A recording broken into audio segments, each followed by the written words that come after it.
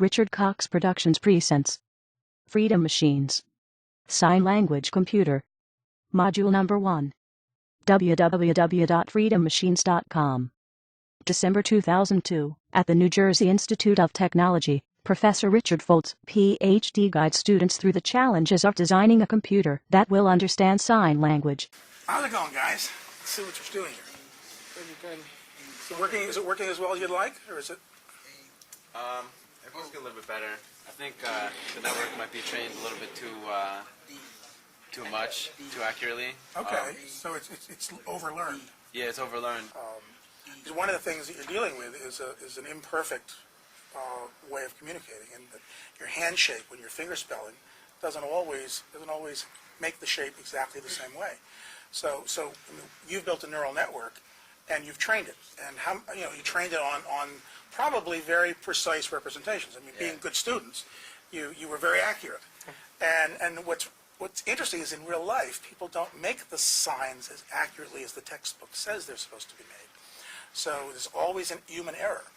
And the beauty of a neural network is that you should be able to train it so that it can generalize. And if you overtrain it, then it will remember exactly what you taught it, but then never learn anything new.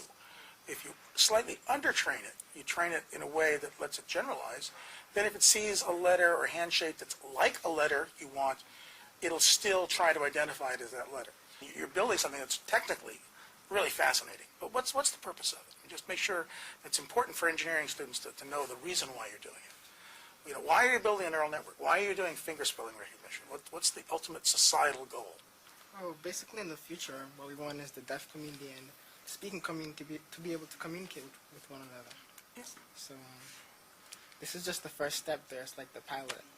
In a couple of years with more research, we'll be able to translate whole sentences, hopefully.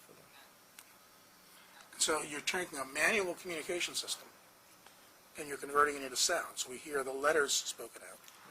Right. Now, is this really sign language, or is this just a piece of sign language? This is just a piece. This is actually finger spelling. So we're just converting finger spelling to actually the English alphabet. Okay. That's only about 5% of what a deaf person would actually use if they were using sign language. But it's a good place to start, because the same hand shapes that you're using in this are probably going to be useful in a full sign language recognition system. But tell us some of the limitations of this, though. Can you do all 26 letters? No, we're actually only doing 24. We're not doing the J or the Z, because at this moment in time, to do the J or the Z, you need 3D movement in space. Can you show us those? What kind of movements do they need? Well, the J is basically an I with a swift arc downward, okay. And the Z is basically an X with a Z motion. Like a Zorro kind of sign. Right. And this glove that you're using only has sensors for finger joint angles, and right now you can't sense the arm motion. There's just about 3 for each finger, and there's like one here, there's one here, and then in between, like the fingers, we also have a sensor here, sensor here, sensor here, and there are also sensors that actually go across, like towards the bottom, not on the wrist, but like towards the bottom of the palm, like in the back of the palm. And in all, there's 18 altogether, and then you also see, for also the thumb, there's also a sensor here, and the sensor in between to actually give you that movement. A, B, C, D, E, F, G, H, I, K, K, Wow. K. It's not the most perfect.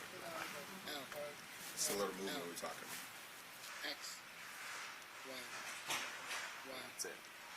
You can't do the Z, right? Yeah, can't do the Z or the J. If we train it more and more specifically, we can actually get it to just match a particular way of fingers. And to say this is a no, that's going to be a no every single time. If you fluctuate a little or your fingers are not tight enough, it's not going to be a no. That's just the problem we've encountered. But that's a case of overlearning, because maybe as a person is actually finger spelling, they may not actually touch the fingertips together. So that your neural network has to be generalizable enough so that it can know when you're intending to make an O. And if you think about it, people somehow are able to do that.